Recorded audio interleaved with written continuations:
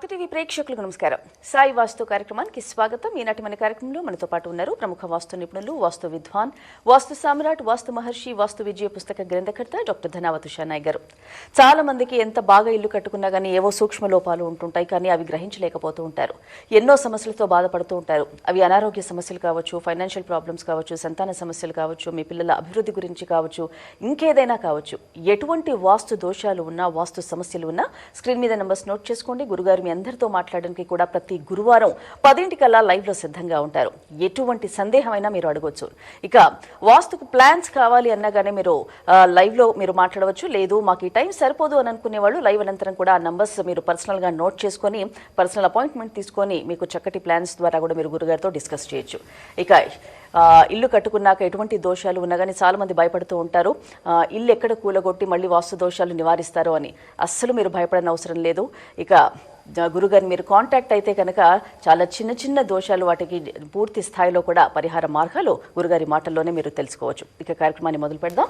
సాయిరాం గురుగారు. సాయిరాం. సాయిరాం గురుగారు, నైరుతి లోపంలో అసలు చాలా వరకు కూడా ఎంతో మందికి అవి సూక్ష్మ లోపాలు ఉన్నా కానీ గుర్తించలేకపోతూ ఉంటారు. అంటే నైరుతి లోపాలు ఎలా గుర్తించాలి, వాటికి పరిహారాలు ఏమిటి?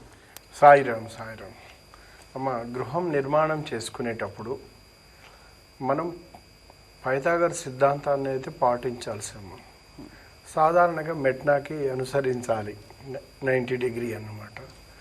అయితే కట్టుకునేటప్పుడు మన కర్మానుసారం రావు దశ నడుస్తున్నప్పుడు మనకు తెలిసి తెలియని కొన్ని పొరపాట్లు జరుగుతుంటాయి. అంటే కర్మానుసారమే స్థలాలు దొరుకుతాయి, కర్మానుసారమే గృహ నిర్మాణాలు మనం చేసుకుంటాము. అలాగే దైవ సంకల్పం బలంగా ఉన్నప్పుడు కర్మని కూడా మనం జయించవచ్చమ్మా. అయితే ఇక్కడ మనం చూస్తే నైరుతి విషయంలో చూస్తేనేమో అనేకమైన నైరుతి లోపములు ఉంటాయి.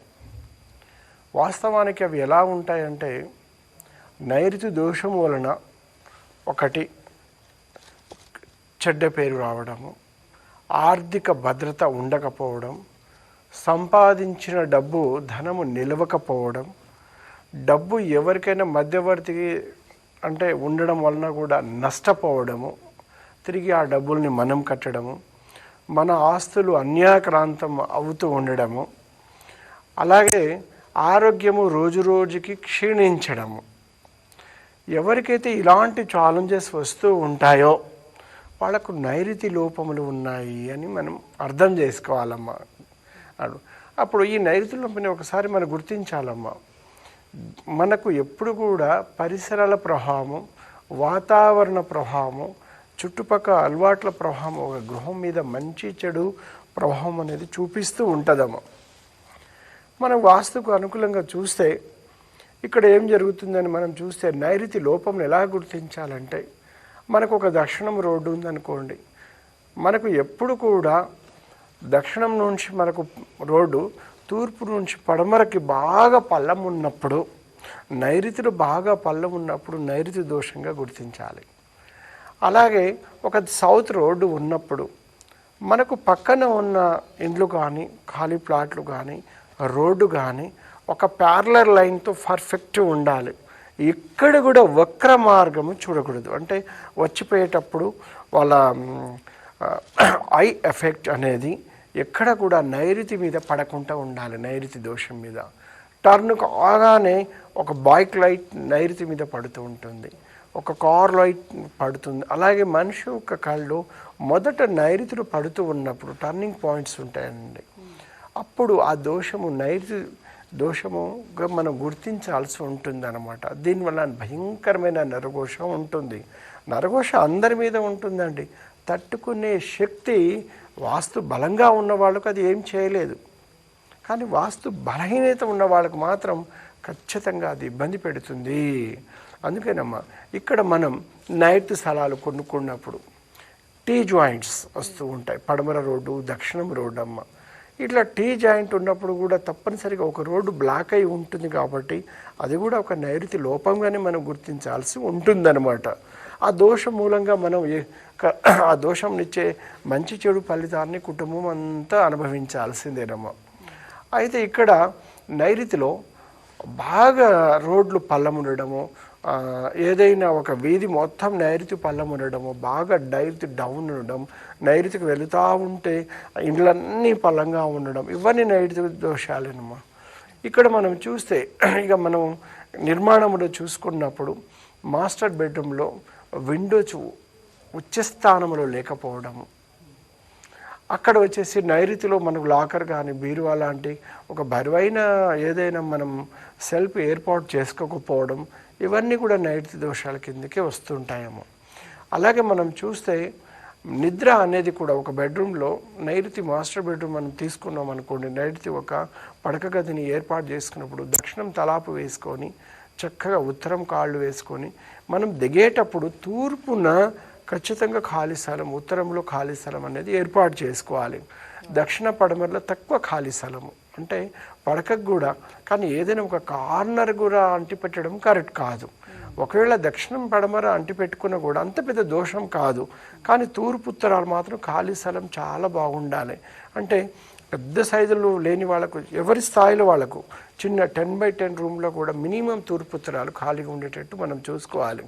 నైరుతిలో బరువు ఉండేటట్టు చూసుకో. అలా కాకుండా ప్రతి బెడ్రూమ్లో ఏంటంటేనమ్మా డిజైన్ చేసుకునేటప్పుడు ఈశాన్యంలో స్టడీ రూమ్స్ పెట్టేస్తారు, ఈశాన్యంలో వచ్చేసి డ్రెస్సింగ్ రూమ్ అంటే గ్లాసెస్ పెడుతూ ఉంటారు. ఇలాంటి బరువు ఉండడం వల్ల ఏమిటో నైరుతి తేలికగా కూడా నైరుతి లోపం కిందకే వస్తుందన్నమాట. అందుకని మనం ఎవరికైతే తీవ్రమైన ఆర్థిక ఇబ్బందులు ఉంటున్నాయో, ఇప్పుడు ఒక రియల్ ఎస్టేట్ వ్యాపారి చాలా భయంకరంగా చాలా లోతుగా నష్టపోతూ ఉన్నారంటే దానికి ప్రధాన కారణం నైరుతి దోషం అని మేము గుర్తించగలము. అంటే అది బిజినెస్ పరంగా అనుకున్నప్పుడు అది ఇంటిలో ఉండొచ్చా లేదంటే బిజినెస్ లో పరంగా? అమ్మా అంటే గృహము మేమేం మీరు అన్నది కరెక్టేనమ్మా. ఒక గృహము ఎట్లా అంటే చక్రం తిప్పుతుందమ్మా. ఒకే ఇంట్లో ఉండి 100 వ్యాపారాలు చేసుకోవచ్చు, కానీ మన ఇల్లు బాగుండాలి. ఒక ఇల్లు ఇండియాలో ఉండి అమ్మ ప్రపంచవ్యాప్తంగా వ్యాపారం చేసుకోవచ్చు. అందుకేనమ్మా మీరు ఎక్కడ ఇప్పుడు ఉదాహరణకమ్మా ఒక విలేజ్ కల్చర్లో ఒక మంచి ఇల్లు ఉన్నది, సిటీలో మనం రెంట్ కొంటున్నాం, కానీ విలేజ్లో ఉన్న ఇల్లు బలంగా ఉంటే ఒక మనిషి చక్రం తిప్పగలడు వ్యాపారంలో కానీ బిజినెస్లో కానీ ఇంకేదైనా మనం చూస్తే. అందుకేనమ్మా నైరుతి లోపములు ఉన్నప్పుడు ప్రధాన సమస్యలను చెప్పాను. ఆర్థిక స్థిరత్వం ఉండకపోవడం, బంగారాన్ని తీసుకెళ్ళి తాకట్టు పెట్టడము, మధ్యవర్తిగా ఉండి నష్టపోవడము, మధ్యవర్తిగా మాట పడడము, అలాగే ఆరోగ్యము క్షీణించడము. ఇంకా మనం చూస్తేనమ్మా నైరుతి వీధిపోట్లు ఉంటాయి. అసలు వాస్తవానికి నైరుతి వీధిపోటు అనేది అమ్మ పశ్చిమ నైరుతి వీధిపోటు ఉంది, చేతికి ఎందిన ముద్ద నోటి దగ్గర పోయేసరి గద్ద తనుకుపోయినట్టు ఉంటుందమ్మా. ఇది నైరుతి పశ్చిమ నైరుతి వీధిపోట్లు అంటారు. వాస్తవానికి పశ్చిమ నైరుతి వీధిపోటు చాలా ప్రతికూలమైన ప్రభావాన్ని పురుషుల మీద చూపిస్తూ ఉంటుంది. ఇలాంటి వీధిపోటు ఉన్నప్పుడు ఏంటంటే భయంకరమైన బాధములు వాళ్ళు అనుభవించాల్సి ఉంటుందమ్మా. అలాగే దక్షిణ నైరుతి వీధిపోటు కూడా, దక్షిణ నైరుతి వీధిపోటు ఇవేం చేస్తాయంటేనమ్మా సపోర్ట్ ఇచ్చి మనకు ఇల్లు వాస్తు బలం ఉన్నంత వరకు సపోర్ట్ ఇచ్చినంత వరకు అవి కామ్గా ఉంటాయి. ఎప్పుడైతే బలము వాస్తు ఇంటికి జీవం తగ్గిపోవడము, జీవశక్తి తగ్గిపోవడము, పరిసరాలు మార్పు వచ్చినప్పుడు అవి రైజ్ అవుతూ ఉంటాయమ్మ. ఆ పోటు ఎప్పుడైతే స్టార్ట్ అవుతుందో ఆ కుటుంబంలో మనం చెప్తుంటాం కదా, మా ఆస్తులు అన్యాక్రాంతం కావడము, ఆరోగ్యం క్షీణించడము, ఆస్తులు ప్లాట్లు కానీ భూములు అమ్ముకొని హాస్పిటల్ వైద్యం చూయించుకోవడము, లాస్ట్కు వైద్యాన్ని కూడా నయం కాని ముండి జబ్బులు రావడము, పక్షవాతం రావడం, ఎగ్జాంపుల్ చెప్తున్నానమ్మా. ఇలాగే పాదాలకు సంబంధించిన అంటే ఇన్సిడెంట్ అవ్వడం, కాళ్ళకు దెబ్బలు తగలడం, చిన్న డయాబెటిక్ ఉందండి నాకు చిన్న సమస్య ఉంది, చిన్న సమస్య కానీ అది చాలా పెద్దగా కాలు కూడా కొట్టేయాల్సిన పరిస్థితులు రావడం, అంటే అందరికీ కాదండి కొన్ని దోషాలు దానికి తోడు అన్నమాట.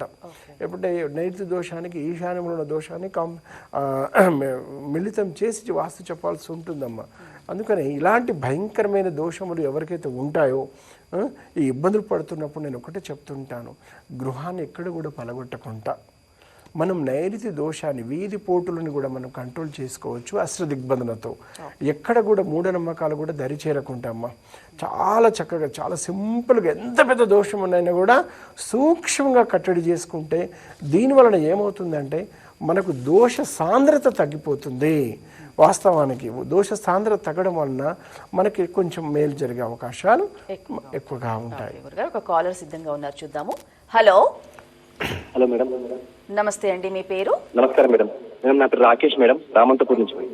మాట్లాడండి గురుగారు ఉన్నారు. నమస్కారం గురుగారు. 2 సందేహాలు గురుగారు. ఒకటి, దేవుని గుడి అనేది ఈశాన్యం వైపే పెట్టాలా గురుగారు? కొందరు ఈ మధ్య సామాజిక మార్గంలో పెట్టకూడదు అన్నట్టు అలా అంటున్నారు. దేవుని గుడి యాక్చువల్ గా ఉండాలంటే ఫస్ట్ ప్రయారిటీ ఎక్కడ ఉండాలి గురుగారు? రెండోది, అది స్వాతి నక్షత్రం తులారాశి గురుగారు. శ్రీ మాట్లాడుకుంట కాలనీలో మాకు ఓపెన్ జాగా ఉంది, అది నేను తీసుకోవచ్చా నా పేరు మీద? ఈ 2 సందేహాలు నివృత్తి చేయాలి గురుగారు. ఓకే, సాయిరామ్. మనకి ఎప్పుడైనా కూడా పూజా మందిరం అనేది ఇంద్రస్థానంలో కానీ కుబేర స్థానంలో పెట్టుకోవాలి.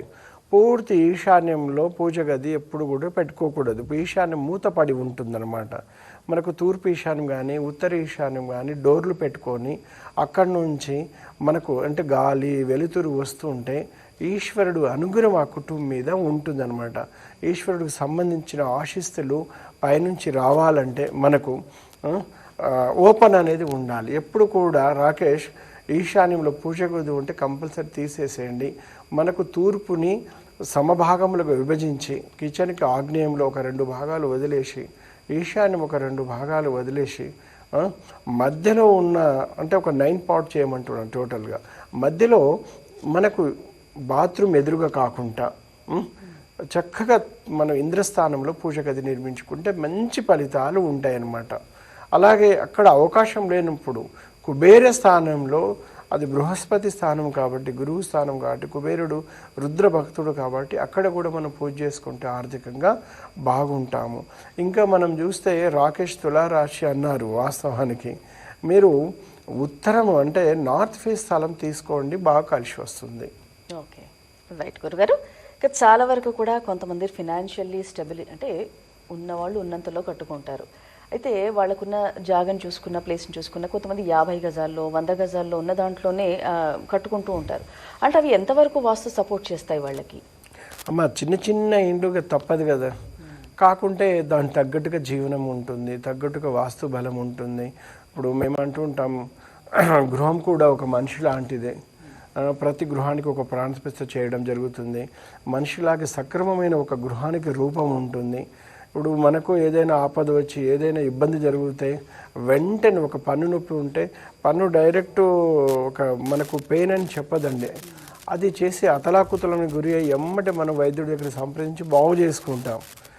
అలాగే ఇక్కడ గృహం కూడా అండి, చిన్న స్థలాల్లో కూడా మ్యాక్సిమం వాస్తుకు పాటించి కట్టుకున్నా కూడా కొన్ని మంచి ఫలితాలు ఇవ్వక చాలామంది బాధపడుతూ ఉంటారు.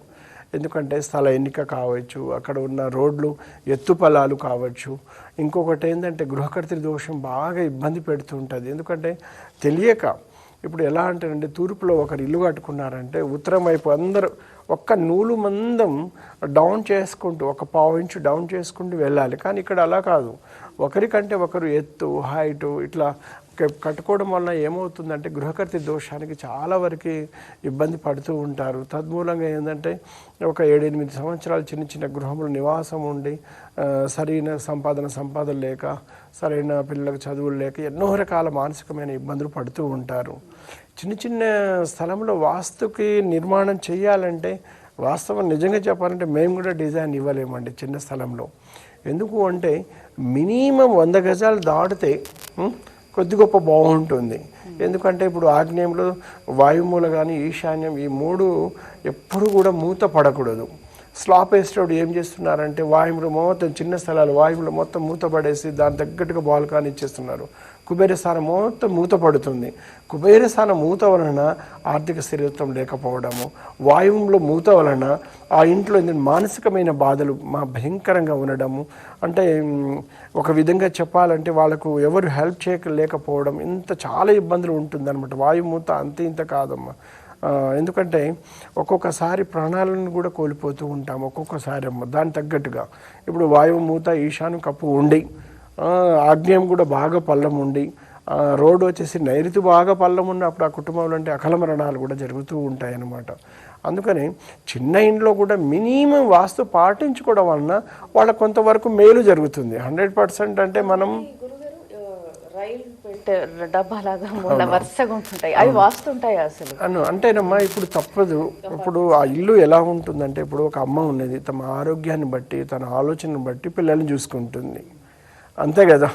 అలాగే అమ్మ ఆరోగ్యం అమ్మ యొక్క ఆలోచన గొప్పదిగా ఉండి అంతే కదమ్మా పిల్లల్ని ఖచ్చితంగా కాపాడుతూ ఉంటుంది. ఆరోగ్యం బాగా లేనప్పుడు ఎలా పిల్లల్ని వీలైనంత వరకు పోరాటం చేస్తూనే ఉంటుంది. అంటే బిడ్డల్ని కాపాడుకోవాలని తల్లి ఎప్పుడు పోరాటం. అలాగే గృహం కూడా, అందులో చిన్న ఇల్లైనా వాళ్ళు కష్టపడి నిర్మించుకున్నారు కాబట్టి వాళ్ళని కాపాడుకోవాలి, వాళ్ళని హెల్ప్ చేయాలి, అంతే కదా. వాళ్ళ ఆరోగ్యం ఉంచుకోవాలి, 10 రూపాయలు ఇంట్లో పెట్టుకొని వాళ్ళు మంచిగా ఉండాలని. గృహానికి నోరు లేదు కానీ ప్రతిదీ కూడా మన కోసం ఎంతో ఆర్పాటం చేస్తూ ఉంటుంది.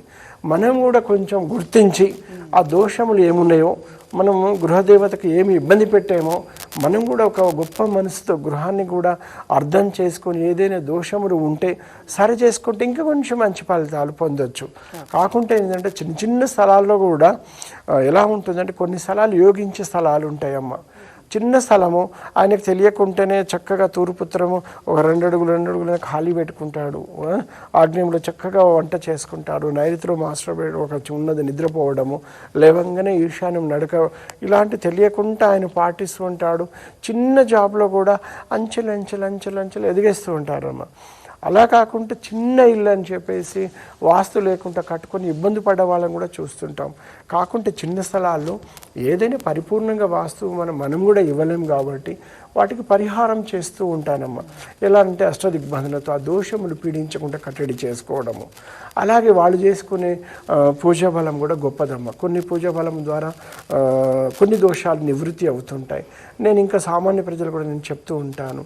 ఇప్పుడు నైరుతి దోషములు భయంకరంగా ఉంటుంది. తెలియక ఒక 3 ఇంచుల నైరుతి లోపల పెరిగి ఉంటుంది, కానీ అది పీడించే బాధలు ఎవ్వరికీ తెలియవు. మనం ఏదేదో నెగిటివ్కి వెళ్ళిపోతుంటాము, కానీ వాస్తవానికి మన ఇంట్లోనే దోషం ఉండేది గుర్తించలేరేమో.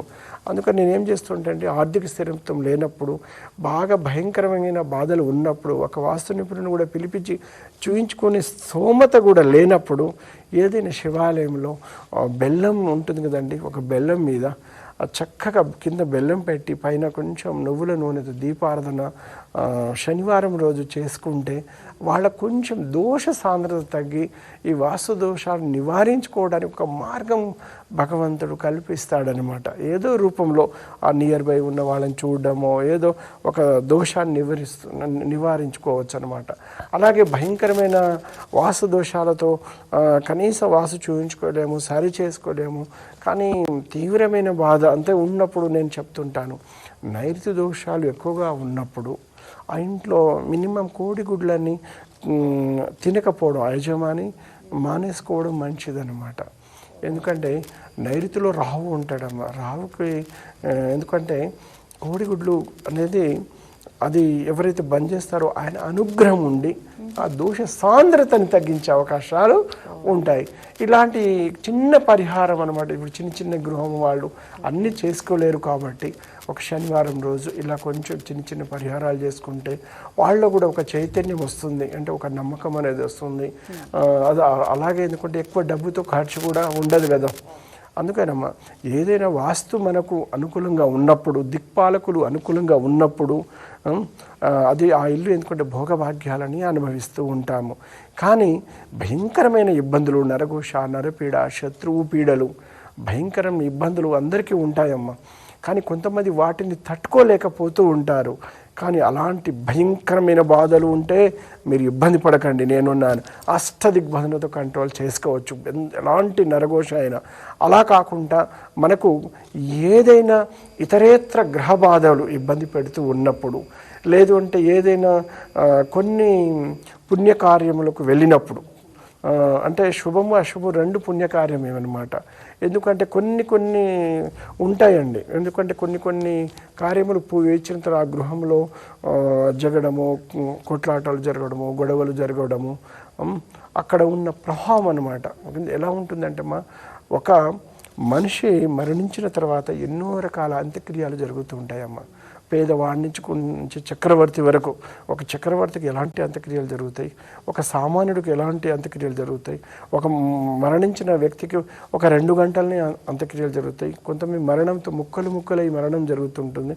కొంతమంది కుటుంబ సభ్యులు మధ్యలో తుది శ్వాసని విడుస్తూ ఉంటారు. అంటే ఇలా మనం చెప్పుకుంటూ పోతే మరణాలు ఎన్నో రకాలు ఉంటాయన్నమాట.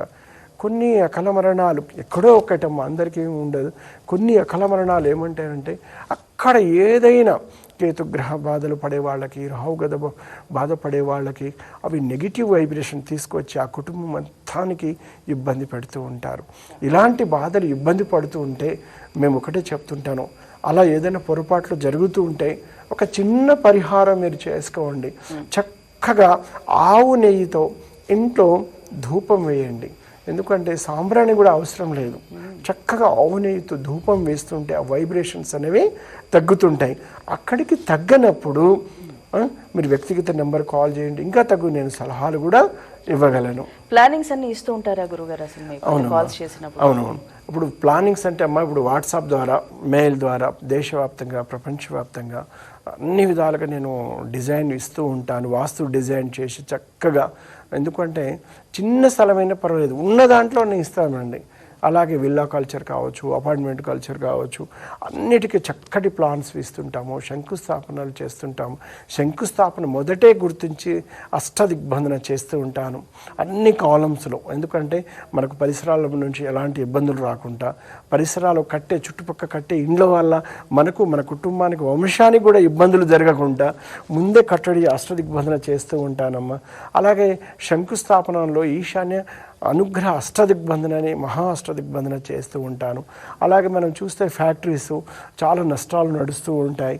వాటికి ప్రత్యేకంగా చూసి చక్కగట్టి సలహాలు ఇస్తూ, ఇంకా మనం అష్టదిగ్బంధనలు కూడా ఆ దోషాన్ని కట్టడి చేస్తూ ఉంటాను. మనకు వైద్యశాలలమ్మ చాలామంది మిత్రులు ఏంటంటే హాస్పిటల్స్ పెట్టుకొని, వైద్యశాలలు పెట్టుకొని కోట్ల రూపాయలు పెట్టుబడి పెట్టి నడవక, బిజినెస్ లేక నష్టాలు పాలవుతూ బయటకు వచ్చేసి చాలా ఇబ్బందులు స్ట్రెస్ మేనేజ్మెంట్ని ఇబ్బంది పడే వాళ్ళు ఎంతో చూశాను. ఒక్కసారి ఎన్నో హాస్పిటల్ని కట్టడి చేశాను. ఎందుకంటే చాలా రకాల వీధిపోట్లు ఉంటాయండి. ఆ వీధిపోటు ఒక రకమైన సంస్థనే ఏం లేకుంటే చేసేస్తుంది అనమాట. హోటల్స్ మంచి నడవాలంటే గురుగారు? అమ్మా, హోటల్స్ అనేది కూడా వ్యాపారం, అది కూడా బిజినెస్ కదా. ఇప్పుడు మీరు చూడండి, రాఘవేంద్ర స్వామి టెంపుల్ దగ్గర పోయినప్పుడు అక్కడ ఒక ఆగ్నేయ వీధిపోటున్న ఒక హోటల్ ఉంటుంది. ఇక్కడ మంత్రాలయం. మంత్రాలయం.